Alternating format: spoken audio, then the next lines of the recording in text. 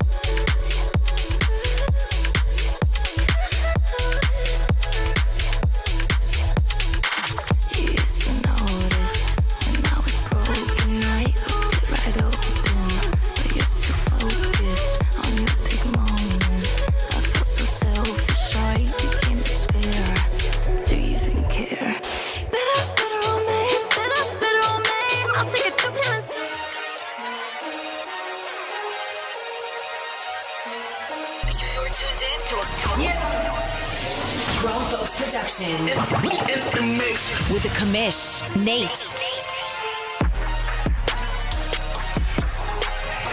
Hello, what's up, everybody? Welcome to Press Pass Live, your weekly podcast show for the OMFL. I don't know who was all on top of me saying hello. I guess that was Trey. Trey's excited to be here tonight. You see, we got our three guys.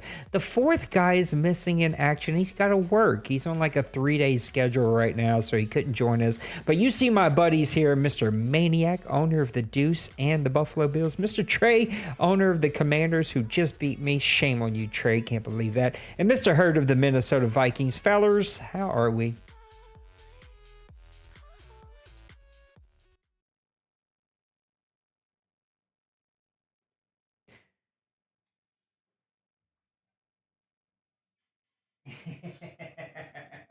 I did it again. I forgot to have something to write with so I could record who actually gets a point, because Big Hurt just got a point to get us going here.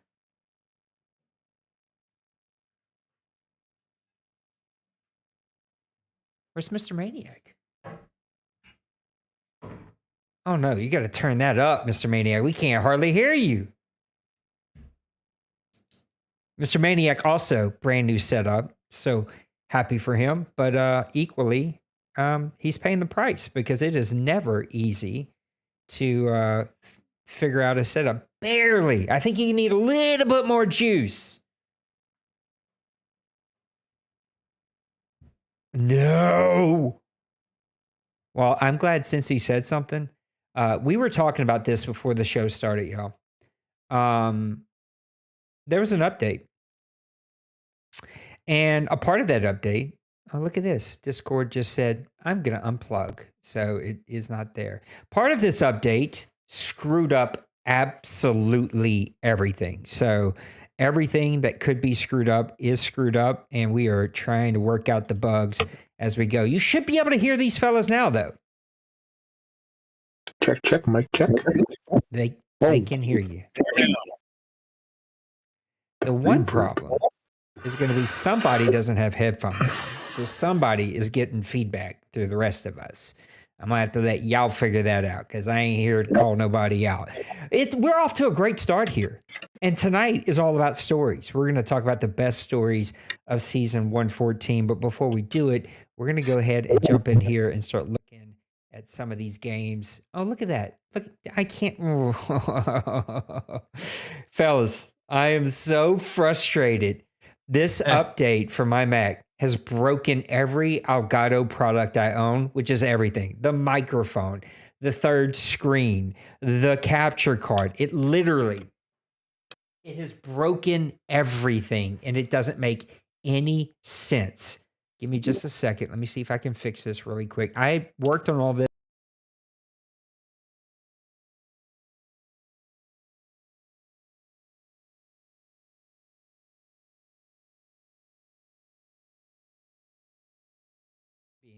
It will be temporary until freaking Elgato gets back to me and tells me how to fix this stuff properly. You can even hear it a little bit. It's very quiet, but you can hear it. Maniac, did you ever get the audio fixed? Can you hear me? Yeah, there you go. Maybe a little bit more juice. You sound good. Just a little bit more juice. Thank you, Cincy, for letting me know, buddy. Again, we're working out some kinks. I have a message out to Elgato to tell me what have they done to break my capture card, which is remove my sound and not allow me to stream in 2K. I don't know what they broke. It's not me, but we're figuring it out. And I had to completely reinstall all of my audio today, like every plugin, every source. Today has been a bit of a challenge. Let's jump into it. Let's look at week number 10 here, fellas. And we're going to talk about a couple of these games. Jaguars fall to the Colts 45-14. I'm going to try to do owners, but owners don't always pop up into my head quite as quickly as I can just read off the teams. Nipples falls to Mr. Cincyberg 24-21. Mr. Tim beats Crazy 17-15. I don't get to see Crazy that much, and I'm always pausing to say, is it Logan? Is it Crazy? Is it some other guy that's no longer here? My Saints beat Mr. Roger and the Houston Texans 24-21. Mr. Lost Sniper beat Mr. Trey here 35-32. Cleveland and Mr. Denbrew beats his buddy Little Koch 34-19, and that's going to always hurt Buddy Bowl. Like, I'm not going to talk to my buddy for at least a week after that. Atlanta and Fleury beat Kevin 31-17. Meek 31, Mr. Beal 7. That was a tough one. Mr. Dwayne beats Twinkie 24-0. In another Buddy Bowl, Mr. Jay Glaze beats Jay Bowles. That always confuses me. 38-34. Mr. Joker beats Mr. Crazy. No, well, then why did I say Crazy up here? Who was I supposed to say up here? Oh, Logan. Oh, gosh. Logan. Jesus, I'm sorry. I'm all over the place, y'all. I'm telling you, all the team flip-flopping catches up with me sooner or later. Anyway, Joker beats Crazy 44-24. Mr. Big Hurt beats D-Money 24-14. Big Hurt, was that played? Yes, it was. Look at you. You get another point. Congrats. Mr. Colin beats Bird 18-17. I'm trying to track points and talk like a coherent human being. And Luca beats Kobe 35-31. Guys, what was the biggest upset this week? There were some really close games. Big Hurt, you got the lead point, so I'm going to go ahead and come to you first. Biggest upset? That's a tough one. I think I'm going to say your Saints over Roger and the Texans, just because I feel like you still have an opportunity in this division, as even though you may not feel like it, but the wins-loss with the amount of games left at the point of week 10, this kind of kept you in arm's reach to kind of make a turnaround and down the stretch to sneak a playoff spot and win this division still. So upsetting the Texans, who have had a pretty strong season, I think this was a big win for you. And not to mention you went on the road to get the win. So that would be probably the biggest upset for me in week 10. Mr. Maniac, what was the biggest upset in week number 10? Upset, I don't know what upset means, but I meant upset. Oh, I need a drink or something. What is wrong with me here tonight? You can hear me now, but the game I'm looking at and the team that I feel like was upset, even though the record doesn't show, the Washington Commanders losing to the New England Patriots. The Patriots, though, have really kind of came on late, and they're really pushing for an actual playoff spot and for the division over here in the AFC East. I know Trey, the Commanders, they've kind of had a rough go here and there, but anytime you put Trey behind the sticks, that team improves by tenfold. So just looking at the Patriots, so that 35-32 victory, I think that's just huge. Absolutely. Mr. Trey, biggest upset for week number 10.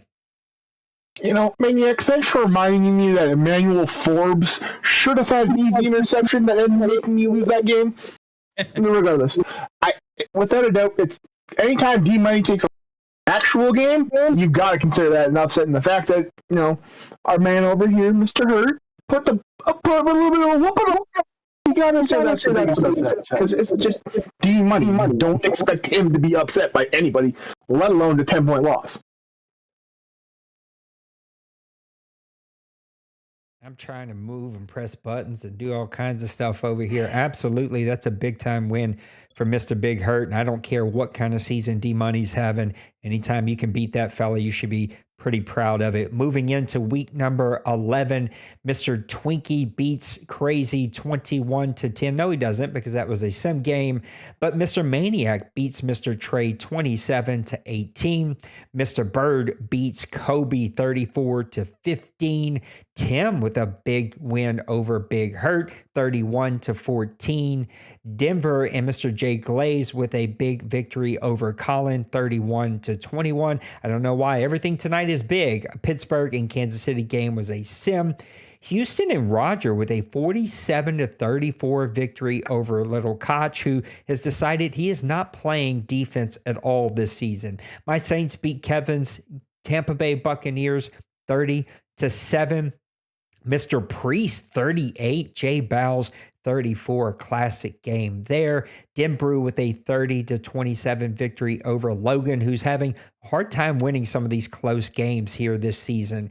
Nicehunger bounces back with a 21-6 victory over Massimo and the Dolphins, and feels like Massimo's hit full tank mode. We're just going to go get a draft pick and try to bounce back again next season. Talking about Mr. Lost Sniper, he gets a 47-40 victory over Bronco Man, Randy, Reluctant Pancake, all kinds of names, but we love him and know him. Mr. Cincyberg with a 23-12 victory over Beal, who's been sort of all over the place, but he's still hanging in there. Meat Boy with a 24-23 victory over Fleury. And then finally, Joker with a dominating 35-7 victory over San Francisco. Another week of close games.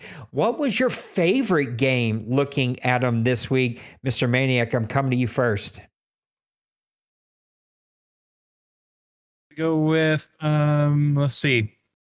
I'm looking at the Patriots. I'm talking about the Patriots again. I think that 47-40 victory over the Indianapolis Colts and Bronco Man, aka whatever his name is. He's got like a million aliases, but anytime like Lost Sniper, I mean, he has been putting up the points. His defense has not been real strong this season, but I'm telling you, like, these Patriots are for real. They're fighting, and they actually got themselves like in really big a victory here over a tough opponent in the AFC. That just kind of helps their playoff position. Coming back over to you, Mr. Trey, what was your biggest surprise this past week? Or your favorite game, I'm sorry. Favorite game from this past week? It's always nice to see when a good guy that's a good heart gets a W, especially when he's having a struggling season. So it was nice to see Nicehunger get a nice win over the Dolphins. And, he's been fighting. He's been asking me questions about mobile quarterbacks. I tried to give him a little bit of help.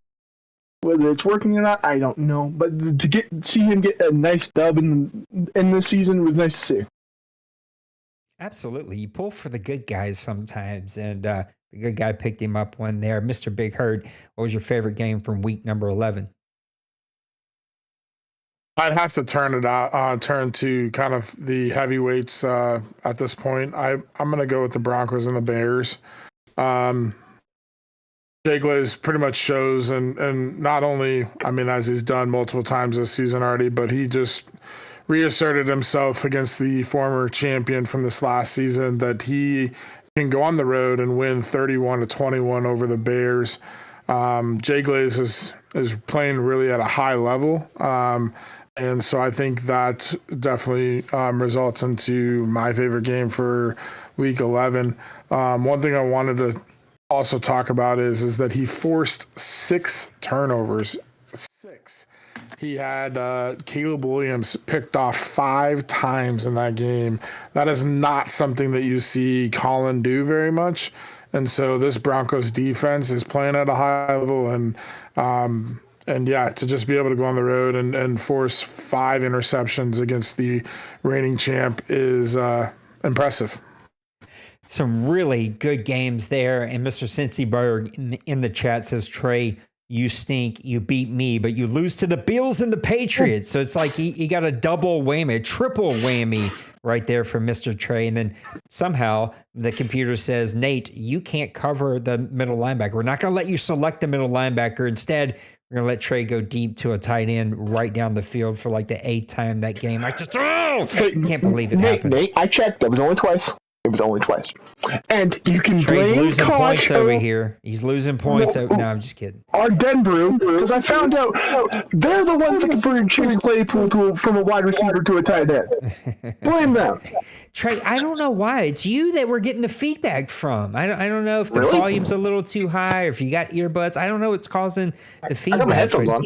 That's weird. We're getting a little feedback for some reason whenever you talk. Anyway, let's look at week number 12. We're going to come to you first, Trey, so prepare yourself here.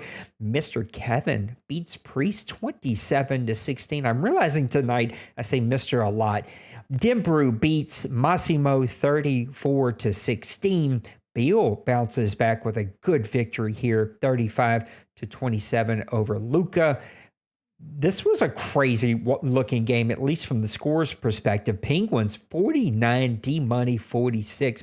That sounds like an instant classic, even for two teams who we know are championship coaches. They've got multiple trophies on the shelves, and yet not having the season they both wish they were. Seattle and Baltimore was a sim, unfortunately. Big Hurt bounces back after last week's tough loss, 31-27 over Jay Bowles.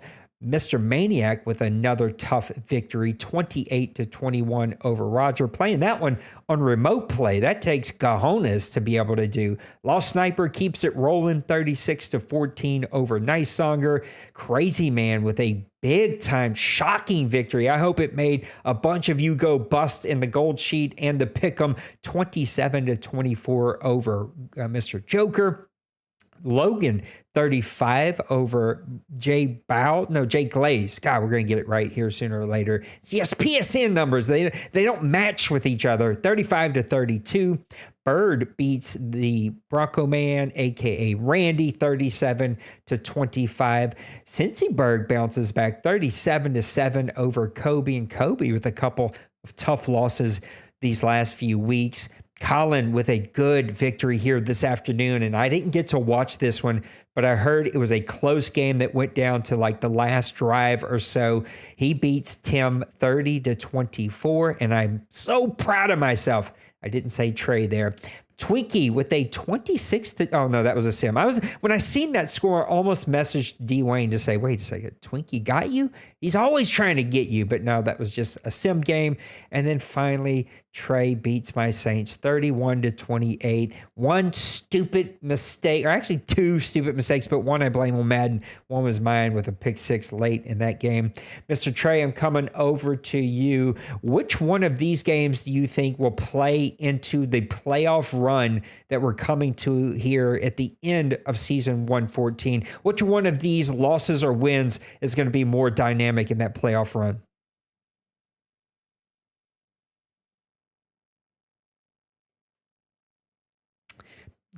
Trey said, I'm going to sleep. Are you with us, Trey? Uh-oh. See, I told Trey we were getting some echo, and he's like, I'll go fix it. And then he ended up breaking it, trying to fix it. Trey, let you work on that. I'm coming over to Mr. Big Hurt. Which one of these wins or losses is going to be the most impactful for the season 114 playoff run? There's a couple that I really think stand out. Obviously, the one I'm going to pick just because I think it kind of caught my eye the first and the most is going to be the Cardinals and the Rams. I just think that division's still up for grabs.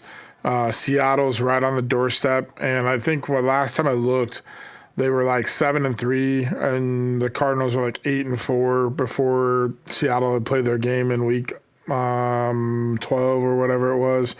And so that actually propelled the Seattle into first place, even though he had less games played, but just by the win percentage. And so this game is very pivotal because this is kind of a game that I think we all probably chalked up for the Cardinals to win, just with everything that Crazy B-Man's been through in life and whatnot. But with that being said, I think it's also a really good thing for Crazy B-Man to get a win like this, just because he can unplug from life and know that he's got this win. And it's like, okay, I can enjoy this and I can play and I can still compete and all that stuff. So this is a very pivotal game. I think it might impact playoff seeding or really come down to even divisional winner, because Seattle's right on the doorstep, and depending on how things kind of shake up here in the last 4 or 5 weeks, that game might be the one we come back to say, yeah, Joker wins this game. He wins the division or gets a higher playoff spot than where he actually is going to end up at. I agree with you. I think that one was really pivotal. Maniac, coming over to you. Which one of these games do you think is most pivotal, win or loss, going into season 114 playoffs? Well, I'm going to take a little bit of different approach here. I think the Carolina and the Indianapolis game, I think if they win this game, they have a clear-cut hold on that division.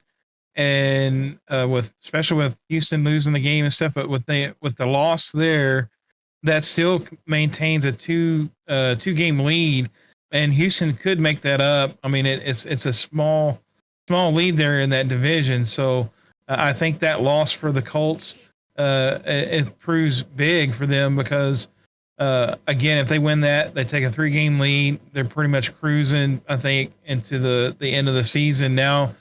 And that leaves a little bit of hope for the Houston Texans. Again, they lost a real close game today, but I think that just opens the door for them, gives them hope as the season's winding down. Yeah, it was a really close game. Trey, I seen you jump in and out, and I think you might have fixed it. You back with us? Uh-oh. I heard him try to say something. Oh, maybe. Hello? Yes. Now you're back with us. Did I fix it? Yeah, I don't know what you did, but you fixed it. Little magic Trey dust on there. Discord to PlayStation being funky. Oh, okay. So back to what I was originally talking about. My pivotal matchup was the Lions and the Bears. Colin winning that game put the pressure on to Tim now. They're now tied evenly. When you go into those divisional matchups, they're so clutch when it comes down to the playoff seeding, especially who wins the division. Now that the pressure's on, because I'm pretty sure, if I remember correctly, that's their second game, and Collins won both of them. That puts the pressure on Tim to make sure that Tim can't make any more mistakes throughout the rest of the season, or it's going to slip up and let Collins slide into the division lead.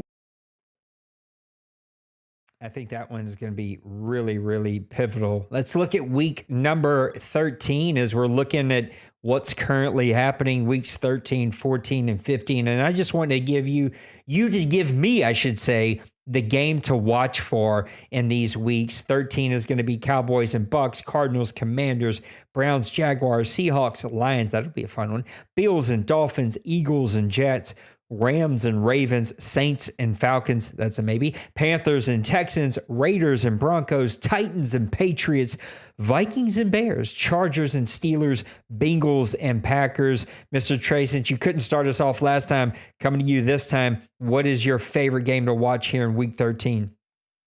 It's going to be one of our infamous Buddy Bulls, and it's going to be Logan Chargers versus Pens and the, or I guess, I'll call himself Flightless Bird. And the Steelers. It's going to be an interesting matchup. Both teams are fighting for the wild card spots in the AFC, and it's going to come down to, one win here could easily flip their spots. As Steelers are 6-5, Chargers are 5-7. One win changes that entire dynamic. I agree with you, Mr. Maniac. What are you watching for in week number 13? Head on over to Chicago Bears and take a look at them Vikings against the Bears. If the Vikings are able to pull off the big win against the Bears, this could shake up this division make it even more interesting than what it already is. But if the Bears are able to take care of business at home and get a victory over the Vikings, then I think they're going to pretty much put a bear hug on that division. Oh, a little pun fun there at the end. Mr. Big Hurt, what are you watching for in week number 13? So I'm going to give you my game, but I just want to comment on Maniac's thing. What would be funny is if I do upset the Bears, and yes, it is an upset because he's the reigning champ. I would be 2-0 against the Bears. The Bears would be 2-0 against the Lions, and I'm 0-1 against the Lions right now with a game to be played, with us all being a game of each other. How crazy is that? Basically a repeat of the NFC North, I think, last year. Yeah, wild. Anyways, my game for week 13 is going to be the Seahawks and the Lions. And I think it's pivotal because of what I talked about and what Trey talked about in this last week. Week 13, the Seahawks have to maintain that momentum and winning because Joker is now, I think, going to be refocused after getting a loss that he probably chalked up as a win. So Seattle's got to get these wins when they can to stay in the lead and within the division, but also playoff wise. He's had a few games that he's had hiccups with and whatnot, but he's right in the thick of things. And this is a playoff potential matchup with the Lions, as we just said. Of everything going on in the NFC North, this is a big one where, like Trey said earlier, if Tim's going to continue to lead this division but losing to the Bears, he cannot have any more hiccups or potential losses. So this game is a big game for Tim because he has to win this game, because regardless if I win or Colin wins, it's just going to shake that division up regardless. However it happens, and Tim's got to have a win. So both teams are going to be chomping for the bit on the win on this. And like I said, potential NFC playoff matchup. So this is a big game for both teams. It's going to be a really fun division to see how that one comes to the very end. Going to be a good team that might get left out in the cold in that division. Week number 14, Lions and Packers, Colts and Jets. That might be a really fun one. Jaguars and Titans, Texans and Patriots could go a long way. Cowboys and Bills, sign me up to watch that one, please. Browns and Bengals, Broncos and Dolphins, Ravens and 49ers, Raiders and Chiefs, Vikings and Rams, Commanders and Eagles, Steelers and Seahawks, Giants and Panthers, and Buccaneers and Falcons. Coming over to you, Mr. Maniac. What are you watching for in week number 14? I was going to say that game between Dwayne and myself is going to be like really a really good game, but I can't talk about myself. I got to talk about the Texans and the Patriots. The Patriots right now, they're within striking distance of the number one spot in the AFC East. The Texans, because of the scheduling and the losses of the Colts, they're in striking distance as well. So this game right here, the winner puts himself in position to still make a move on that division. The loser here probably is going to be looking at possibly setting themselves out of the playoffs. So I think it's really a pivotal matchup here in this week 14 against these two clubs. I agree. That's going to be a ton of fun. Mr. Big Hurt, what about week 15? Yeah, so this is a game. I mean, I'm going to pick the Cowboys and the Bills as my game just because of who these owners are and what they mean in the OMFL and how good of opponents and owners these guys are. I think this is just a powerhouse matchup. I would say I was going to pick the Ravens and the Niners, but I don't know if that game will get played, so that's why I'm turning to the Bills and the Cowboys. I think this game is going to just be very pivotal for Dwayne's probably got things locked up in the NFC East, but he could be fighting if he slips up a game or two within the rest of the season. This could be a game that he needs to win to maintain the 1 seed, but I think he's got a 2-game lead on that, so he should be good. But this game's really, really important for Maniac, and I think it's not only important for Maniac from a record standpoint, but more important for his confidence, because Maniac can play with the best and with anybody in this league. And now that he's got Josh Allen back, he's figuring things out. He's got to figure out how to win and get that momentum ball rolling into the playoffs. And if he can figure that out, again, the record's right there. The division, playoff, or wild card, all that stuff is in the mix. But if he gets that momentum rolling, if you recall season 1, I believe was this the OMFL Bowl championship game? I think it was. Yeah, you're right. So this would be basically a repeat and a replay of a rematch of that first season's OMFL Bowl. And like I said, if Maniac can get the confidence thing going and get his team playing hot at the right time, right into the playoffs, this could be that turning point for him, I think. Hurt said that buzzer is just, I don't even know if y'all hear the buzzer. Can you even hear the buzzer? No. Oh, well, that's, No. I was about to say, Big Hurt just thinks the buzzer is just like a hint, a maybe. And this is why. It's because he actually can't hear the thing at all. But let's see. Let me try this. Now you guys now you'll be able to hear. My bad. I don't know. I don't understand why it was like that, but it is what it is. We got it going. Mr. Trey, we're coming over you. What are you looking for in week number 15?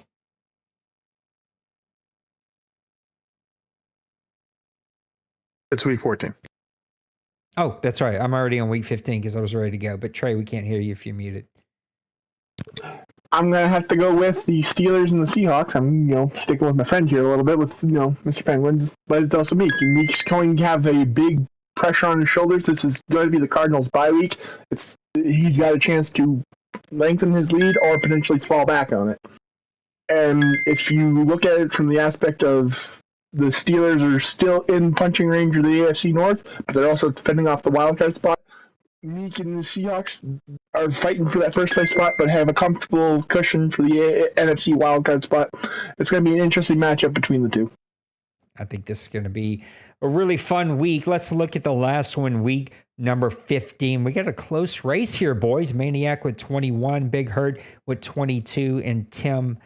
Sorry, I did it opposite. I don't know why. It's opposite day anytime I talk about Tim or Trey. Trey has 20. Let's look at week number 15. Patriots and Dolphins, Commanders and Falcons, Bengals and Steelers, Bills and Colts, Saints and Buccaneers, Titans, Texans, Jaguars, Panthers, Eagles, Giants, Chiefs, Broncos. That could go a long way. Ravens, Cardinals, if it gets played. Lions, Raiders, 49ers, Rams, Jets, Cowboys. That'll be a fun one. Chargers and Bears, Seahawks and Browns, Packers and Vikings. I feel like that Seahawks-Brown matchup might be one we just never get to watch. Mr. Trey, I'm going to come over to you first. What are you looking forward to in week number 15?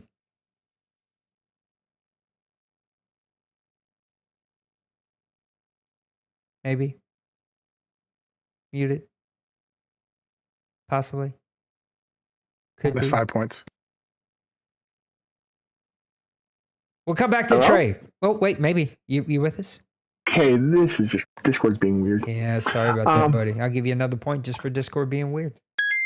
I think I'm going to have to pick the Jets and the Cowboys on this one. It's two very interesting matchups with Cincy and his Jets squad, and Wayne and his Cowboys. Two very talented players, two very skillful players in the sticks. It'll be nice to see if since he can reverse the fate and help me out since I couldn't help him, or if D-Money just continues his dominance that he has this season when he actually plays his games. That would be a really fun matchup. The problem is D-Money won't be playing as the Cowboys, and so that may cause a little break in the tension there. But we'll come over to Big Hurt next. What are you watching for in week number 15, Hurt? Hey, if you can't even get the team there, that's like an automatic 5-point loss. I'm looking forward to D-Money taking over the Cowboys. That's what I'm looking forward to. Weird. Yeah. I think for week 15, I'm looking at the Chiefs and the Broncos just because of how dominant Jay Glaze has been. Shocks seems to kind of turn the switch and make that last push at the end of the season. He's done it the last couple seasons, and I think he's like hanging on by threads at this point, trying to get in that AFC wildcard picture. He's in the thick of things, but obviously with week 13, 14 still unplayed, there's things that could change. And I think this divisional matchup could be really big for the Chiefs to get a big upset. Again, like I said with Maniac, if Luca or Shock's fan, I guess he doesn't go by Luca anymore, but Shock's fan gets a big win here, that could play big for him in the confidence meter going into the end of the season, but also keep him in the mix of things for the wild card against the high quality opponent like Jay Glaze. Mr. Maniac, week 15, it is going to be upon us before we know it. What are you looking forward to, bud? Well, I was hoping they would talk about this game so I wouldn't, because it's too pivotal though, and it has to do with my team. I got the Cowboys the week before this. If I lose that, then I'm going like murderer's row here coming up in the season. And so if I lose this, I'm out. And I think this is right. This matchup between the Bills and the Colts, so it's basically going to be playoffs. I mean, the Colts are still fighting for their division lead and the small lead that they've got over the Texans. And then my Bills, we're facing an uphill battle trying to get back into the playoff race right now and the division as well. So this is going to be a make or break, I think, for both teams. And I think you're going to see both guys, myself and Reluctant Pancake, Bronco Man, whatever his name is. But I think it's going to be one of those matchups that we're going to have to pull out, all the stops and try to get the win here, because the loser's probably going to be behind the 8-ball.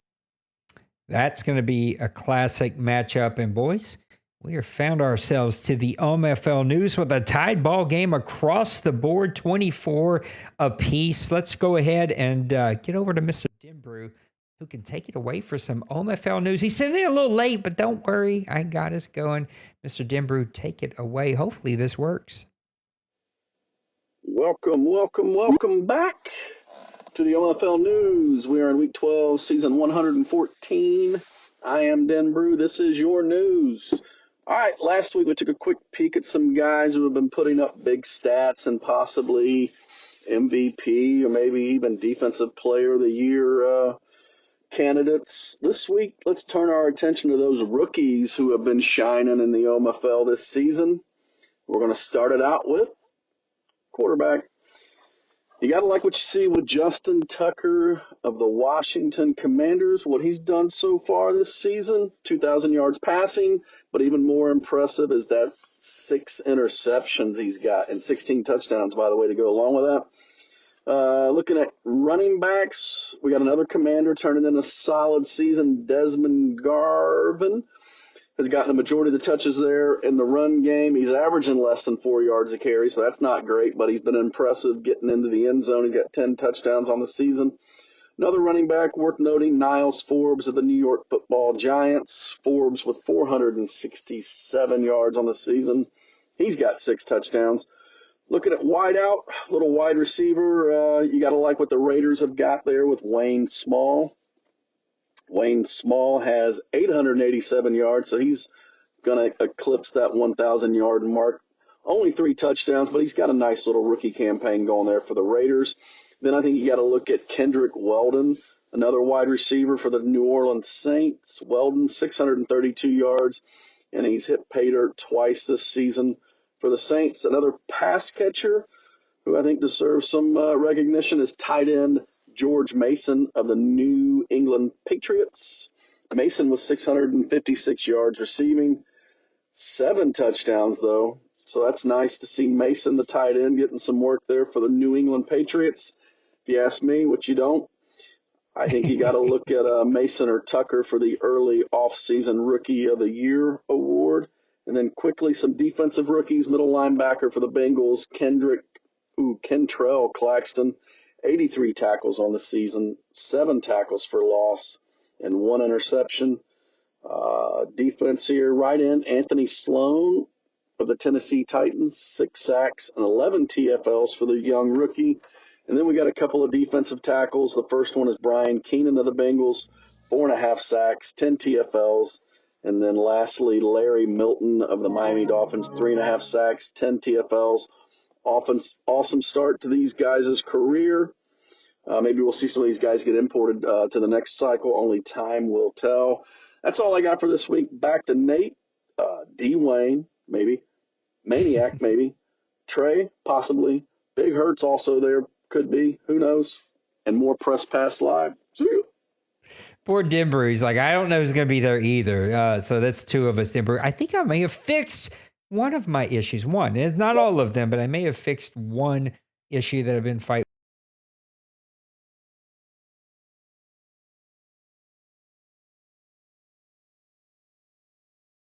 Back over here. Let's see if this is going to work.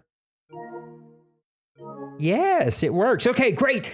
Sorry, that was weird, but I had to check it and make sure that we were getting something to work. This other thing's not still quite working, but we'll figure it out. Guys, it's time to talk best stories of season 114. And this one is kind of open-ended. Each of you are going to get 3 minutes. The clock will be ticking once I call on you. You're going to make a case for what is your best story for season 114. Is it a team? Is it a player? Is it an owner? Is it a race? What is your best story of season 114? And hopefully you are fully prepared for this one. Mr. Maniac, I'm going to start with you. What's your favorite story of season 114? So I'm going to start off with my favorite story of the season. You have to look no further than the Houston Texans. We've talked about having Roger, he's had such battles in real life, and he's always like that 1 or 2 win guy in the season, and he just kind of struggles because he's got all of his personal things that he's dealing with on the personal note. But he has really turned in a really solid season so far. I mean, we're looking at his stats right now. He's only 2 games out of first place right now in the AFC South division. You look at CJ Stroud. He's second in TD passes in the OMFL. We all know Roger can be that gunslinger of the league, but he's also done it with a 60% completion percentage, and he's in the middle of the pack in turnovers. So he's not leading, but he's not like great not turning the ball over. But he has been exceptional though. In the scheme of things for so far this season. So you have to give kudos to him. DeMarco is wide receiver, top 3 in TDs. You could probably put money on that. But I think the thing that you saw from his team so far this season, he's been competitive. And in almost every game that you look at, he's been competitive. And he's also, I think one of the big things for his team is he's top 5 in third down conversions in this league. So he's getting those first downs. He's keeping drives alive, and I just think that speaks volumes to Roger, is his resilience to deal with what he's dealt with. But he always seems to have kind of a level head on his shoulders. He doesn't get too down. He doesn't get too high. But I think you saw a little bit from him this season. He's had more fun. And just looking at his record and being competitive, he's only been out of really 2 games that he lost more than 7 points. So just kudos to Rodgers. I think he deserves a hand. I absolutely cannot disagree with that one, Mr. Big Hurt. What is your favorite story for season 114? My favorite story is the NFC as a whole. The parity in this league from the NFC standpoint. I think the AFC also has an argument, but I just was looking at the NFC. You got 2 or 3 divisions in this on the conference side of the NFC that are literally like up for grabs. Nothing's really been like sewn in. And the reason I say that is like it seemed like Joker had the lead, and now Seattle's got the lead. And then you go over to the South, and it's like Atlanta had the lead, and now Carolina's kind of taking the lead, but like the Saints are still in it. The Bucks are, not typically out of it type of thing yet. The NFC North, you've got Detroit, you got the reigning Super Bowl champ from last year. The Bears are leading it. Then the Lions took the lead, and then now the Bears beat the Lions, and then the Bears and the Vikings are playing this week, and then I still have to play the Lions. So it's like we're all within a game of each other. And so it's just been like back and forth. Like one team's in the lead, the next week a different team's in the lead. And then you look at the whole playoff picture, and it's like outside of Dallas at 10-1, the 2 seed is Seattle at 8-3, but then you also have the Lions at 8-3, the Panthers at 7-4, the Bears at 8-4, the Cardinals at 8-4, the Vikings at 7-4, and then you even go outside, just like on the outside of the playoffs right now, Washington 6-5, the Giants are 6-6, Atlanta 5-6. There's so much stuff that could take place within the next 4 or 5 weeks, and the way this has gone, I don't think the playoff seedings are anywhere close to being set. I think things will change a bunch more, and it's just going to be interesting to watch. I think the parity in this league is what makes it fun. Each week matters, and that's what I go back to a divisional matchup. Crazy B-Man proved that, and that's exactly what the NFC is about right now. Is you think you walk into a game where you're going to win, and all of a sudden Joker slips up against B-Man, and now he's looking at second place in the division, trying to hang on to a wild card spot. And it doesn't take a whole lot at all, and that is a great point by you, Mr. Trey. Season 114. What is your story, your favorite story that's being told so far here? It's an interesting one, because when I joined the OMFL years back, I got thrown into the divisions and was able to stumble upon my Lions. And when I took over those Lions, the NFC North was almost considered a joke division in the sense of they're probably going to have a 500 team and they're going to, be one and done and out of the playoffs. I was able to win a few OMFL championships in that division. But then, circumstances in real life took me away from the OMFL last year, and I needed the break. It's nice to come back to seeing that it is such a competitive division that you have 3 teams that are all punching distance with, we're 12 weeks in now. They're all, 3 of them within 1 game back of each other. You have Priest, who's, on the lower end of it, but he's still, a turn of luck, and he's in the fight for the race of the North again. It's nice to see that division has gone from being the joke of the NFC now being potentially the strongest division inside the NFC. And to see that happen from where I took over in the division to where I left it, and see that it didn't just fall back down to being a joke division, it's nice to see that those teams have been able to establish themselves as contenders within inside the NFC and the OMFL in general. Really good point by you, and that NFC North continues to stay strong, and Trey somehow is weaved into a self-compliment. I love that about him. I wish I could be that complimentary of myself. Mr. Maniac is in the lead right now, boys. 37. Big Herb coming into second place with 34, and Trey right behind him with 31. And now it's time to do our favorite thing, and that is open up the OMFL mailbag. Once again, OMFL, I'm calling you out this week because the mailbag is great, but the chat is dead tonight. Just my boy Cincy Berg in there. Cincy, I see you. I appreciate you. Thank you for hanging out in chat tonight. I don't know where the rest of y'all are, but I appreciate you. And I also appreciate these guys. I mean, we're 50 minutes deep, and we got through most of the show. You put a little buzzer here, give them some points. These guys get to the point pretty quickly. Mr. Tim, I did not read these beforehand, so we're all in this one together. I have no clue what I'm about to read from any of these friends. Tim says, last season, I asked the question on if multiple teams get in the playoffs from the best division in the OMFL, the NFC North. Easy there, Captain. Redemption time. Will multiple teams get into the playoffs from the NFC North? You just spoke about it, Mr. Trey, so I'm going to go ahead and let you have it to start us off. Do multiple teams get here? Lions 8-3, Bears 8-4, Vikings 7-4, Packers 5-6. What do you think? I, in my heart, believe that there will be 3 NFC North teams inside the playoffs. I don't see any of them being upset. I don't see even, the closest one to it is Hurt, but Hurt's got the ability that he can take a run for the rest of the season and keep himself within the wild card spot.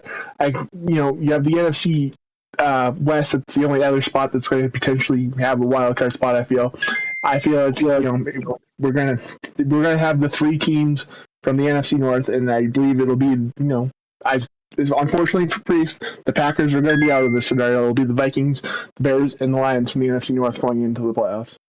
Wow, there you heard it, Mr. Maniac. What do you think about the NFC North?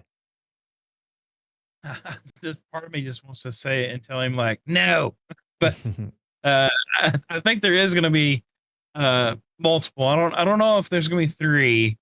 I know there's currently 3 in the playoff picture right now, but I think the most you're going to see is 2. And I think he's getting at because I last season had said that nobody was going to make it from the NFC North, and the person that was going to make it from there was going to be ousted the first round. And lo and behold, Colin proved me wrong. So I'm glad to be proven wrong. But I also hold to my opinion. I don't think that there's going to be 3 there. I think there's going to be 2. But definitely give you a clap, for being most improved in the OMFL for his division wide. Mr. Big Hurt, what do you think about the North? You're there. You're fighting for it. Yeah, it's a dogfight division right now, and I mean it's up for grabs. I think this division is definitely going to have multiple teams in the playoffs, whether it's 2 or 3. I don't know on that. For my sake, just for odds purposes, I hope it's 3. But yeah, I'm looking at the schedules here. The Vikings have the Bears, Rams, Packers, Chiefs, Lions, and Chargers left, which is pretty tough schedule. The Bears have the Vikings, a bye week, Chargers, Niners, Raiders, Ravens. So that's a pretty tough schedule down the road. And then the Lions have the Seahawks, Packers, Raiders, Broncos, Vikings, Cardinals. So that is also a tough stretch. I think, I would like to say Priest is definitely not out of it, but he would have to have some things happen and get some big wins. He has the Bengals, Lions, Vikings, Cardinals, Chiefs, and Broncos. And I think with the Cardinals, the Broncos, the Vikings, and the Lions, he'd have to win probably 3 of those games as well as the Bengals and the Chiefs to probably get into the playoffs.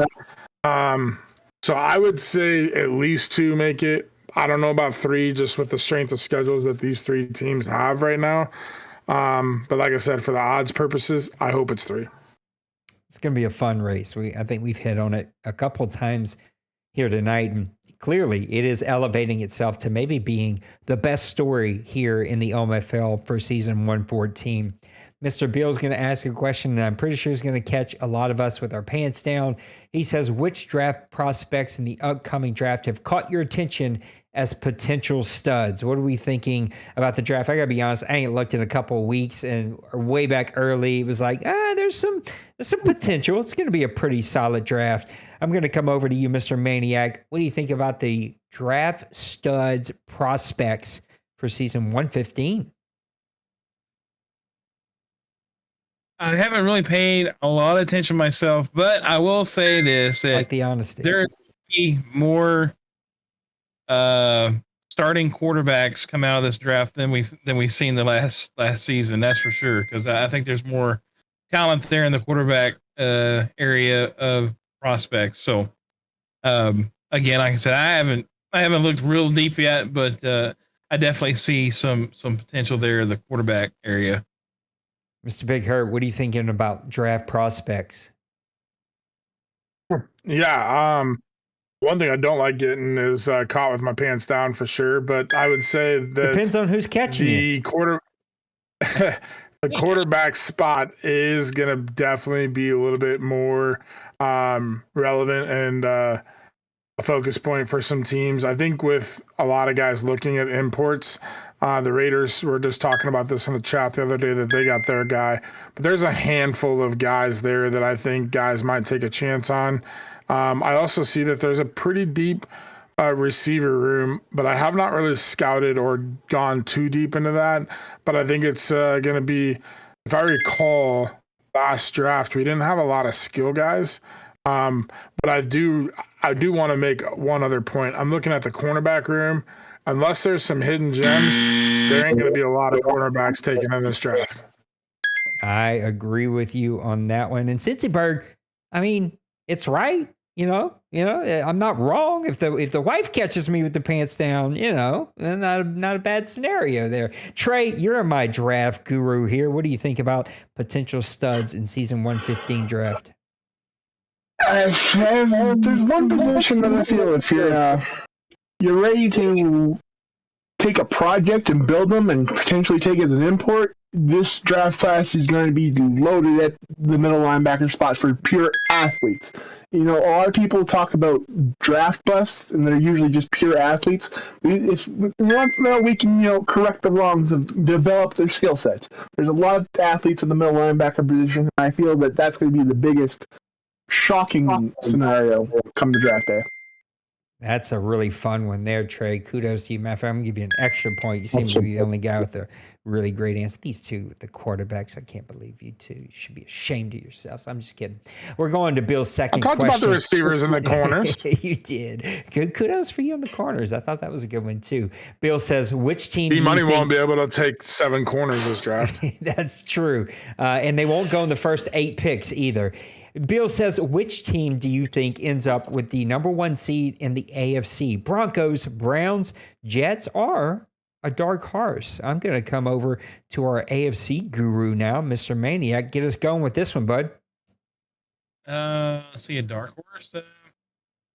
I'm looking at possibly them Bengals might be in the run-in for that number 1 spot, or how about the Dolphins? I think the Dolphins maybe the more inside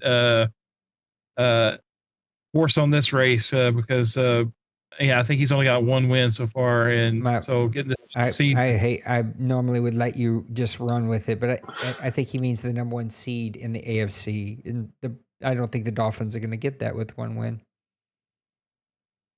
or the Bengals. Thinking the number 1 draft pick. We were just talking about the draft, so that's an easy.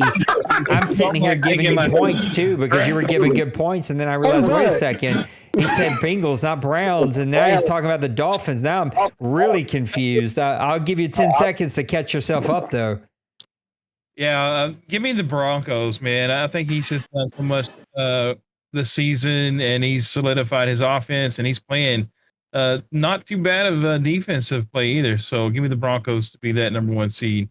I'm giving him a point just because I love him. But when I throw it to my AFC guru and he's starting to talk about the Bengals and the Dolphins as the number 1 seed, I was like, wait a second. Is he drunk? I don't know what's going on over here. I'll blame the GOAT. We've been blaming the GOAT this entire season. We're going to come over to Mr. Big Hurt. You used to be our AFC guru. What do you think about this question? Number 1 seed, Broncos, Browns, Jets, or some dark horse? I was wondering if Maniac maybe stole D. Wayne's drinks or something. I was like, what is he talking about? Anyways, number 1 AFC spot, I'm going to have to go with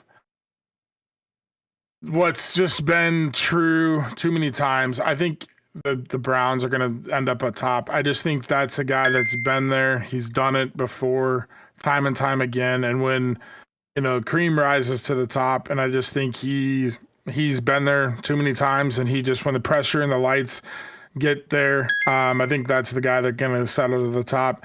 I think since he could easily take that spot, but I think he has a vacation or something coming up that might throw a wrench into something. And that one game where he's trailing the Browns right now could also loom big. But I just think, again, the Browns have been there too many times, and when the lights come on and it's bright, he's gonna be there. Mr. Trey, what do you think about the AFC question? you're going to the guy that had nothing to do with the AFC, and yet I'm the one going with the dark horse? How shameful. I'm going to go with the guy that's on the hot one. He's riding momentum. I feel like it's his best chance. He's got a win over a division leader already in the past few weeks. He's got a nice couple games, especially including one against his division leader. And, 2 games against the technically worst team inside the OMFL right now. I think this is going to be a chance for Lost to sneak up and surprise everyone and be the first seed in the AFC. And quite frankly, possibly carry the momentum on. He's calling out Lost. I dig it. That's a really good pick right there. Quite the build-up, too. I was waiting for it. I was like, who's he talking about? This could be a really fun one. So there you have it. And to be fair, Trey, you did get to go last. So that always helps with the dark horse question. Mr. Cincyberg says, do you think sitting, these questions sometimes, do you think sitting a 99 overall quarterback is playing a factor in the Bengals 2-9 start? That's a fun question that may be foreshadowing to what we're going to get to a little bit later. Mr. Big Hurt, your buddy, since he thrown this out there, do you think that sitting a 99 overall quarterback is hurting the Bengals or playing a role in their 2-9 start? When you go based on strictly attributes, the way these settings are built, of course, that's going to make a difference. We've talked about this in past shows. Trey is one of a select few that can use a low-rated quarterback at a high level. And I just think Koch is a guy that's played with the Bengals too much. He knows Joe Burrow can get it done. And when you sit a guy of Joe Burrow's caliber, that's not going to get you wins. You're not going to find yourself having success. And he might not be having success with Burrow, but you got to go to the drawing board in the practice facility and just figure things out. And I just think that definitely has a huge impact in why he's 2-9. We got Pickens in the chat saying, can we talk about the Steelers? Well, we got to get Penguins to do something to make us talk. We did talk about the Steelers a little earlier in the show, some of our games to watch for. The Penguins could be a team that's making some noise here late in the season. Trey, what do you think about this one? Is sitting a 99 over a quarterback as our current historical quarterback guru in the OMFL? Do you think that's hurting the Bengals? If it was me, I'd say no, but when you're predominantly a pass-heavy offense, and you've shown that when you take over the Browns side of things, your offense has to change up and become a run-style offense, and you decide to bench quite possibly the best quarterback in the league? I have to question, A, are you okay? B, have you checked into an insane asylum lately? And C, go see your family doctor. You might need some medication. Our guys, Trey, just letting it all out there. He says, you got to go get on some medication, Mr. Koch, but we'll talk a little bit about that in a bit. Maniac, what are you thinking? You're over there in the AFC. Well, I'm thinking draft picks. I've already made that mistake once tonight, but I think that could be playing into this as well. But we also know that the buddies switch teams, and we're winding down this Madden, and he's got a pretty good quarterback. I know he's not like the best body shaped quarterback that there's out there, but maybe he's trying to get something built up for next Madden for an import, because this guy's, I mean, he's got all the other tools. He doesn't look pretty, he's the hefty lefty or the donut boy, but he's got all the tools, and he's got the X Factor superstar dev, and so I think this may be a business move. He's thinking about the future. I think you are 100% right and hit that one right on the head. Mr. Cincyberg with another one. He says, Giants were such a complete team in season 112. They sit at 5-6, 30th in offense, second in defense. How can the Giants get their offense going down the stretch? I think he meant going down the stretch for a wild card spot as we come to the end of season 114. Big Hurt, what do you think about this one? Mr. Bill kind of struggling, a little hit and miss there in the NFC. Yeah, I just think he kind of lost his confidence a little bit. And Bill's always been a really strong defensive guy. So sitting at 30th in offense and second in defense doesn't shock me, except for 2 seasons ago in season 112. He had a pretty successful team running the ball with Jacobs and feeding the ball to Malik Neighbors. And I kind of questioned, and I remember talking about it in the playoffs, like he's got to find somebody else besides Neighbors. You can't just go in with one guy. And so I just think he still needs to get another piece to that offense, and then just run the ball and not be so one-dimensional or like one dominant receiver on the outside. Thanks, Pickens, Steelers fan. Maybe we'll touch on that at the end of the show. Right now, we're talking OMFL, so we want to finish these thoughts. Trey, we're coming over to you. What do you think about the Bill and the Giants? Should we start calling him the Bill? I think we should. I like it. The Bill and the Giants. I played Bill earlier, and he was dealing with injuries, and so I can understand where the offense was slipping then. But he has such a good scheme. It's weird to see that it's not working. It might take sitting down and going in the lab and figuring some things out. I have no answer to this, because it's one of those what if scenarios. Like, what if he had a healthy team at the start of the year and didn't have injuries, and that playing a factor into it? Maybe, if he was healthy, does he have the momentum keep rolling and keep the offense going? So I don't have an honest, legitimate answer to what you can do to fix it, because his offense on paper looks great and should work great. It's just not manifesting. Mr. Maniac, what do we think about Bill?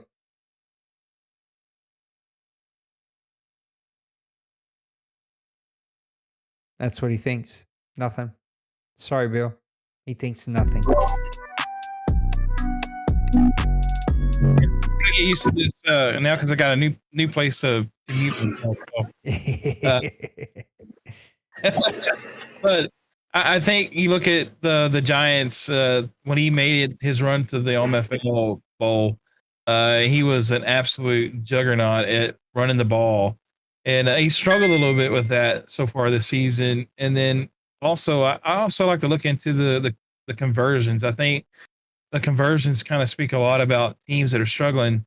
And his third down conversions, he's only converting 43%, which is like bottom half of the league. It's like bottom 10, and there's not a whole lot of points separating the worst third down conversion teams to the best third down conversion team percentage wise. So I think anytime you can't convert third downs and get first downs, your offense is going to struggle, because you're going to be a lot of 3 and outs. And I think that just lends to not having consistency on the offensive side of the ball. I completely agree. Mr. Cincyberg on a roll with these questions here tonight. Since he says, who ends up with the number... Oh, now you're ready, Mr. Maniac. We'll go to you first. Who ends up with the number 1 overall pick for the draft? Finns, Eagles, Bengals, or Raiders? Coming to you, Mr. Maniac. Oh, Maniac, you can't talk about the Broncos or the Browns here, just so you know. Don't talk about the good teams. Talk about the bad ones. Started to do that. The Broncos could have a chance at the number 1 pick. No. Buy a trade. No, I think this is really like a dead heat with the Dolphins. I really think the Dolphins and the Eagles, and I'm sure probably Twinkie is kicking rocks right now, because that sim game against the Cowboys, he ended up getting the win, so that hurts his chances at that number 1 spot. So. Man, it's like enough of y'all. Y'all been making fun of me all night about this one. Mr. Trey, what do you think about the number 1 draft pick? Who gets it? I think it's going to be with Miami. I'd flip between the Finns and the Eagles, but that sim win is just that's going to kill his chance at the 1 pick, because Moss he's struggling. He plays all his games, so he's not going to have some fluke sim win. I just don't see how he can figure out the puzzle pieces to get the win that he needs, and I don't see how the Finns don't get another win inside this week season. Yeah, it's been a crazy one. Mr. Big Hurt, what do you think about this one? Well, I think it's, for me, kind of crazy to even see the Dolphins and the Bengals there with a 96 and a 97 overall quarterback. But I would say if I had to pick who ends up with the first pick, clearly the Dolphins, I think, are the leading guy just because he has not figured it out. I thought he spent a bunch of money in the offseason that was going to help him when he went and got Max Crosby, and he had Joe Duke back at the receiver spot. And I was like, I thought this guy would be a playoff potential team, and he hasn't figured it out. So I think the Dolphins, and like everybody's already talked about, the Eagles with the sim loss or the sim win over the Cowboys definitely probably hurts them a ton in this situation. So give me the Finns to take the number one draft spot. This next one does not count for the show here tonight for Press Pass Live, but Cincy, I will give you credit because I dig the energy that you were bringing tonight in chat and in the questions. He says, if the Saints could add one player to their current roster, who would you add between Breeze, McAllister, Colston, and Graham? That answer is very clearly obvious. If you removed Breeze from that list, because every list for the Saints starts and ends with Breeze, I'd probably say Colston, just the big body receiver. He's my favorite receiver for the Saints all time. Joe Horn's a 1B, but I really love, and probably Joe's not a 1B. There's a tie between a couple of different guys, but Colston was right there. McAllister, who I've met several times in real life, is also just one of my favorite all-time Saints. A little low on Graham. He was awesome when he was here, but he left. Kind of cool that he came back right at the end. That's a really good list of some classic Saints guys that we desperately miss down here. Randy says, who's an owner who has never won an OMFL Bowl that you can't believe has never got one? I know who really, really desperately wants one, and we're going to start with him, Mr. Maniac. Who do you think is a surprise for you that has not got an OMFL Bowl? Oh, I was going to say, can I say myself? No, I really want one. Yeah, I do. Really,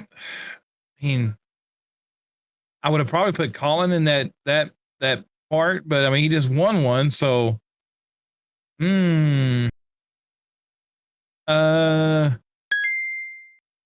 me Lost. I've seen Lost. Like, he's put up a lot of good teams. He's put up a lot of good points. He's had some good seasons. I know the last couple of Maddens he struggled, but I've seen him put up some numbers. He puts up some offensive numbers. He gets in the playoffs, and he's played pretty decently in the playoffs. He just hadn't got a bowl game, so give me Lost. I really expect him to get one here within the next few seasons.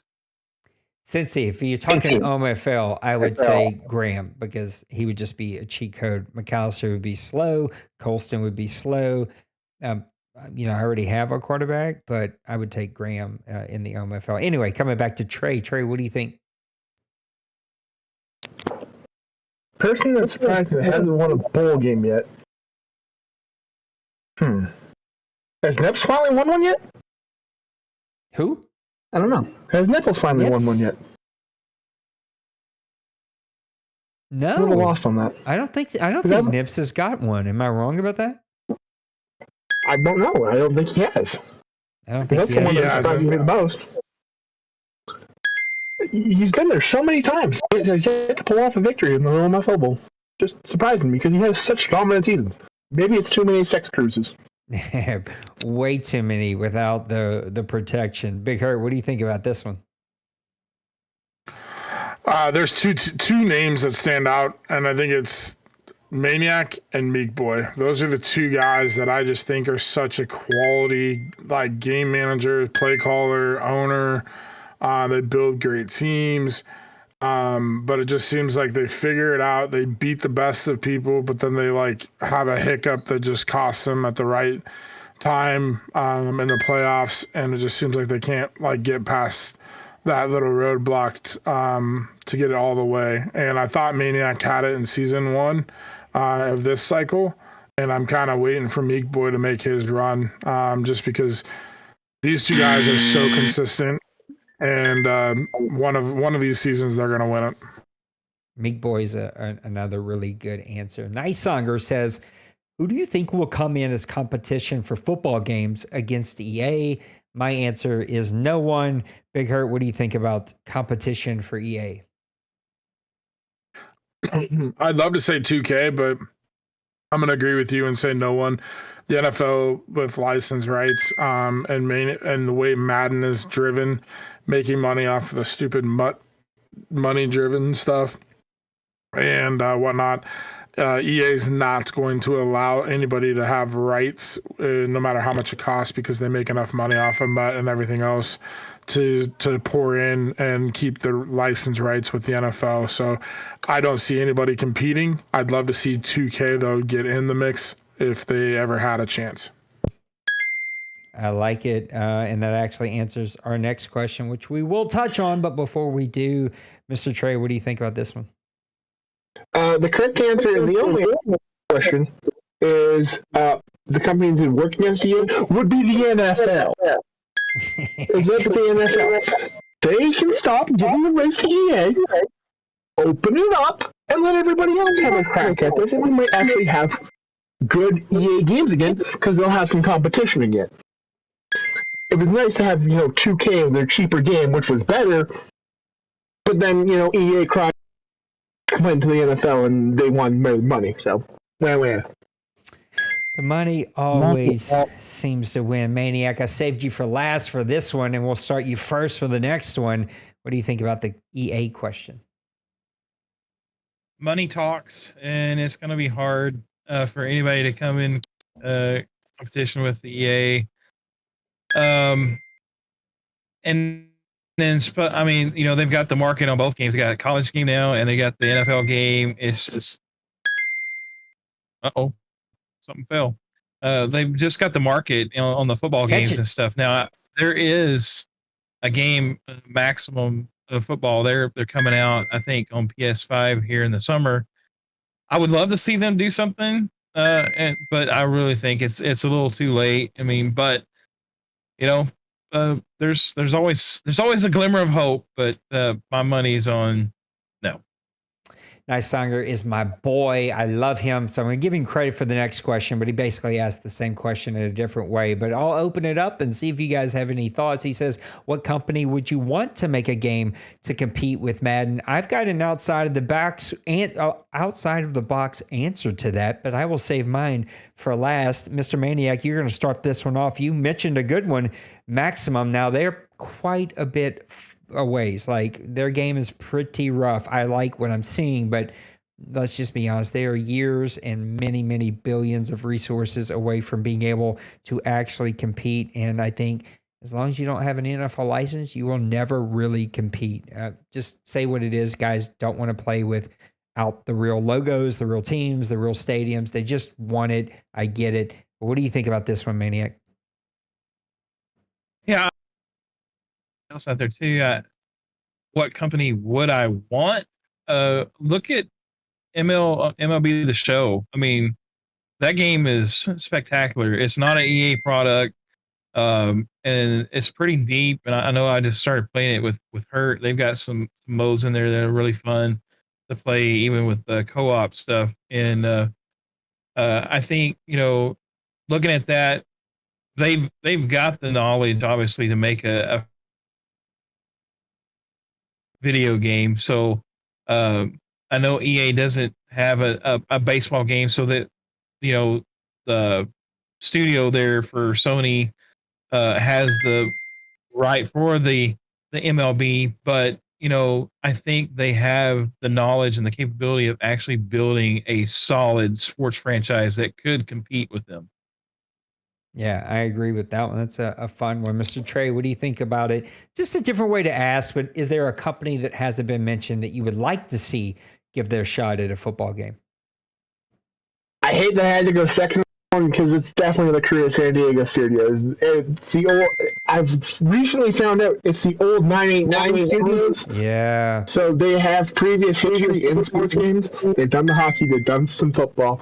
I feel like if you give them the time to build a game up, and it's not just an instant release, and you give them the resources to build, like give them the NFL licensing, I feel that they could produce a very thoughtful game. I know I love the franchise mode, even though it's currently always just offline. Sorry, if you can get that running online MLB and then take those and transfer it over to a football game, the amount of content that people could create on a daily basis, let alone weekly basis, would be outstanding, especially for us here in the OMFL.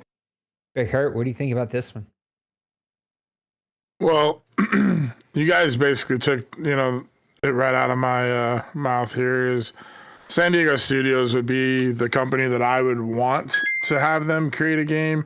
Just because I think 2K is too driven on like the park mode and money driven from me. San Diego Studios, I think, puts a great game together for MLB, the player movement and everything. But I'm going to kind of take the devil's advocate here and flip the approaches. At the same time, I don't know that I would want them to, because like EA, they've got the golf, they've got hockey, they've got the UFC, they've got all these like other shooter games, role-playing games, Madden, college football. And so when you start divvying up all the resources against all these games, that's why you get like a minimal production game like Madden that doesn't really translate each year to year. Whereas San Diego Studios puts everything they got into MLB. So that's why the game is so built so well, is because they have all the resources, all their top developers, all their high-end people are building that game, and so that you get a quality game. So I don't know, like part of me would be like, I would like to see what they would do with the football game, but would the same effect happen like what's going on with EA? Too much spread over too many games, then the quality of each game kind of goes down. NHL, that's EA. Correct. Yeah, it's a. Yes. EA has the graphic thing figured out. I've always said this about NHL. It is the most beautiful video game just to watch. Like I don't know if it's just the ice, the white, the colors of the jersey. It is the most stunningly. The office is in Canada. Well, maybe so, but either way, it is a stunningly beautiful game to watch. And I agree with all of you. I think that would be a really fun studio in San Diego to be able to make a football game. I think we can all agree, though, no studio is doing anything to lose money. And they know without that NFL license, you're going to lose money. You're just not going to make money unless you're a small startup style studio like, ooh, there's a bunch of S's for you, like the one that we're seeing with Maximum Football. And who knows if they're going to be able to play the long game here and build something that people will actually buy. The noviceness of it wears off pretty quickly without those NFL logos. It just does. And they're not only not going to have NFL logos, but they're also not going to have the college logos because of EA. And then I don't think a college football game, a Canadian football game or a UFL football game would also be able to have enough buys and play time behind it. So my creative answer is the company that I would like to see make a game to compete with Madden is Madden. I think it will never happen because money, and the NFL will never let it happen, and EA will never invest into two studios to build Madden. This game needs a full reset. It needs a full bottom-up rebuild like what we've seen with the college football game. That took 2.5 or 3 years to get us there. That's what it would take for Madden to be a full rebuild. The problem with that is by the time you got to the end of the 2.5 to 3 years, the game engines will be moved on to the next engine, and the game systems will be moved on to the next systems. And so you will have built an out-of-date game. It will never happen, and we will continue to play a game that we all agree needs a complete full reset. You can fill it with every button push, with every play call. It is just a game that is just starting to become a mess, and it just is. And even with the best technology and the best graphics and the best of everything that you could ever ask for, The game feels dated. It feels slow. It feels gimmicky. It feels glitchy. It is because we are playing a game that has 10 plus years of just glitchy old code. And a lot of that old code, despite the new technology updates, is just built on old technology. And the problem is technology is updating so quickly, so speedily that you can't keep up with it. And a full reset is just never going to happen. And until it does, we will continue to have a less than video game. And that sucks. And that's just a really bad thing. And I think you may see a lot of people love college a bit more because of that, until college 2 becomes a dated game, because making a game every year is just never going to be good for the consumers on our end. I think that's the sucky part. And I hear, the birds of the world who says take a year off. But here's what you're going to see taking a year off. Sure, the game won't get updated. Sure, we'll get used to it, but it's going to feel dated. People are going to get bored. And by the second or third season into the quote unquote new cycle of playing the old game again, you're going to start losing owners and you're not going to find new owners. So that too is not a very real solution. All right, guys, we've come down to our winners. We're going to have Mr. Maniac with 68 points and then a very tight, close score between Big Hurt and Trey. Big Hurt squeezed it out with 1 point, 66 to 65. So we're going to come down to Maniac and Big Hurt for our last question. And with our showdown, it is the question of my choice, which is one that was touched on a bit earlier. The Bengals quarterback. This guy started out as a 58 overall, 300-pound quarterback. Looking at him, play with him, you're like, did he edit this guy to be this way? I actually questioned him. I was like, Koch, please tell me you didn't edit this guy to be what we're looking at. He's like, no, this is what we got. I drafted this guy and I just started pouring a lot into him. He's built him up from a 58 overall. He sent me the photo and I don't have it off the top of my head. And now it's too small to be able to see, but I think he is up over 70 or 80 overall. He has got him all the way up to an X Factor. Is this the best sleeper story ever told in the OMFL? Big Hurt, we're coming to you first. I mean, it's definitely a sleeper story. I think, honestly, for me, when I look at it, I would honestly say I think Koch just got super frustrated because I know he was playing college football and then kind of took a step aside from college football because he was frustrated. OMFL this cycle hasn't gone the way he's wanted. He hasn't found his traction yet. And I think he was just like, you know what? I'm just going to literally turn things upside down, move on and whatnot. And kind of as like a joke, just throw this guy in. And then he realized I might be onto something. And so he built this guy up, and now all of a sudden he's like, you know what, maybe this guy could be an importable player, maybe this guy could be something. And he's turning some heads, guys are starting to notice what he's doing. And then like Maniac said earlier, with him and his buddies swapping teams, going over to the Browns, the Browns are in the need of a quarterback. Joe Flacco's not the answer, especially long term, maybe for a short one season thing, but really, is that even really something anybody here wants to do? So bringing a guy like this might be the option. And just because of what he is, he will be importable, but at a cheap price. Maniac, what do you think about the sleeper story? Best one ever told? It really could be, especially if he continues on with the story and actually, he gets imported. I know we were kind of making fun of him in the chat that one day we were calling him Josh. I love Dunkin' Donuts, Dunkin' or whatever. And I'm looking at his stats right now. He's got some pretty good stats. He's like 76 overall right now. X Factor, 91 throw power. But I think the one thing I look at, the break sack is 80, and he's so big. And if Madden actually does things properly, I mean, this dude's gonna be something else to try to take down in the pocket. I mean, he's got no speed, but man, is he tall? Is he big? And he could really be kind of like that Cinderella story that,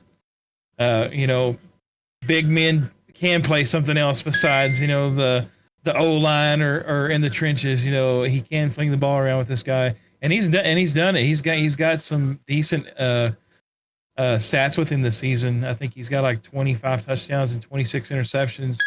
Probably love to see the interceptions down. He is trying to get him built up, and I really do think he's thinking about taking him over the next Madden.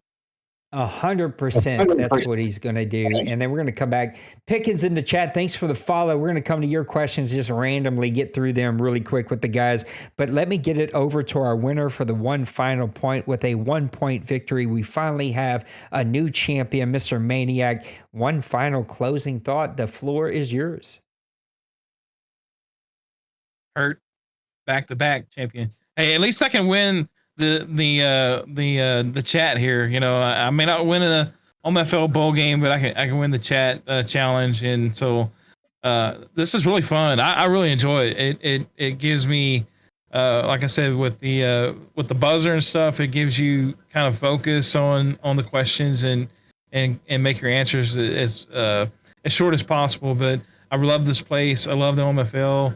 That's the reason why I spent money on my sound stuff. I love what Nate does and what he's done throughout all these years in the OMFL at Press Pass Live and different things like that. And I just want to do what I can do to contribute. And all you guys do the same thing. You love contributing to this type of content, and appreciate just the league as a whole, because without these guys together, we don't have this league, and we're a family. We're a brotherhood, and I love this place. Well, we appreciate you. Let's rapid fire a couple of our new follower, Mr. Pickens, questions in here. Also, Cincyberg said Activision as a potential studio to throw out a new Madden game. Pickens says, what do you think about DK Metcalf and George Pickens wide receiver duo? My thoughts are good luck to anybody trying to throw them the ball, because those two guys will rip your head off, I feel like, if they don't get enough passes. Any thoughts about the Steelers' new wide receiver duo? I mean, they're talented as anybody can come, but you already said it. Like, they're probably two of the most talented younger receivers, upcoming receivers, but they're also probably two of the bigger head cases.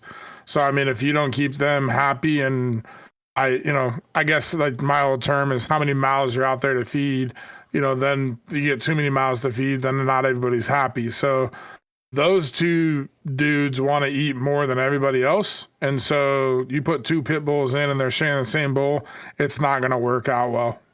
I don't think Pickens knows what he got himself into over there. I was going to say that kind of like what Hurt was saying, like both those guys are dogs, and they want the ball. The Steelers' problem is, like, who is really going to be there actually feeding them? I mean, I know they've picked up struggling for who they picked up in free agency for quarterback, but are they going to draft one? And the other thing you have to think about too is, like, if they have a young quarterback, they've got to navigate those personalities, and that can be tough for even veterans. And then you throw in a young rookie having to deal with stuff like that can be disaster waiting to happen. We know one quarterback that won't be playing in Pittsburgh, and that's Jackson Dart, because he'll be a Saint. Along with every other quarterback that's draftable. I was trying to give Trey an option to jump in here. I don't know if we put him to sleep, but I'd love to hear his thoughts on this next one. Pickens says, if you had infinite cap space, who is on your team? That could be a really tough one. I'm going to go old school with my answer. Just give me like the late 80s, early 90s 49ers, because there was no cap back then. So, they basically built super teams way back when. Look, we'd be here all night trying to list a whole team, but give me some top ones if you had infinite cap space in the real NFL. Infinite cap space, and if I can rewind history and keep him out of whatever that situation, Give me all day the punter killer, Mr. Sean Taylor. That man is near and dear to my favorite player when I was growing up. And the day that it was such a sad day for me. If you gave that man time, that man's a Hall of Famer without a shadow of a doubt. I definitely think Sean Taylor was probably a top safety in the league. I would say the one team that I'd like to reinvent, there's several guys that were high dollar, would be the Ravens. When they had Ray Lewis, Ed Reed, Terrell Suggs, Haloti Ngata, they built such a crazy team. And then they had Jamal Lewis on the other side with Todd Heap. And give me that with those guys in their prime. And yeah, that'd be a fun squad. Here's a fun one before Maniac goes. Like, give me the Ravens running back. Probably some better receivers, but like the current offense with like that 2000 whatever year that was, that early 2000s Ravens defense. But then give me the 49ers version of Deion Sanders. I know he went to the Ravens late, but his foot was done by then. Give me the 49ers version of Deion and put him over there with the Ravens. That would have been a really fun team. Maniac, what do you think about this one? Yeah, I was thinking if I had an infinite salary cap, obviously I'm getting the best cornerbacks and I'm building my defense up like to be able to shut anybody down. But I think it would be fun too. The Bears back in when they went to the Super Bowl and they lost to Peyton Manning. Devin Hester and Rex Grossman. Heck yeah. Yeah. Well, I was thinking to say, if you take that team and you put like a Peyton Manning on that team, oh my goodness. You're talking about a new dynasty in the NFL. You get some kind of quarterback that can really like turn that franchise around and spend that money on the defense that they had and stuff. Oh man, that would be a monster of the Midway reborn. Infinite cap space. I would also kept those early 90s Dome Patrol Saints teams together, just a couple more years. That you guys don't understand. Being a Saints fan, growing up down here, a 90s kid, like that team was so much fun to watch. We never really won anything. We didn't win anything. We keep getting blown out by the 49ers and their super teams and a couple tough losses to the Eagles in the playoffs. But man, those early 90 defenses were so much fun to watch. I know those teams almost like the back of my hand. I think say Sam Mills was like one of my favorite non-Cowboys to watch. Man, he was should have never been in Carolina. Ricky Jackson should have never been in San Francisco. Swilling should have never went back to Detroit. So many good players on those teams, man. Those were really, really, really fun teams. And some really fun memories for me as a kid. Guys, we're going to wrap it up on that one. Thank you, Pickwins? That's not what I meant to say. I mixed Penguins, who's the Steelers here, with Pickens, who's their Steelers new follow there in the chat. I mixed those together and made a gumbo word of whatever I just said. But appreciate the follow, appreciate the questions. Cincy, thank you for being plugged in at chat. And Nice Hunger, even though you're at work, I appreciate you. Guys, thank you for a great show. We'll be back with you again next Monday. I'll be back before that, though. I think tomorrow night I'll be playing some OMFL College League, and then sometime, hopefully Wednesday afternoon, I'll be able to play Flurry if I'm able to knock off work just a little early. Guys, I love you. Take care of yourselves. Take care of those around you. Know that you matter, and I cannot wait to see you again next time. Until then, take care. God bless. Peace. Who says?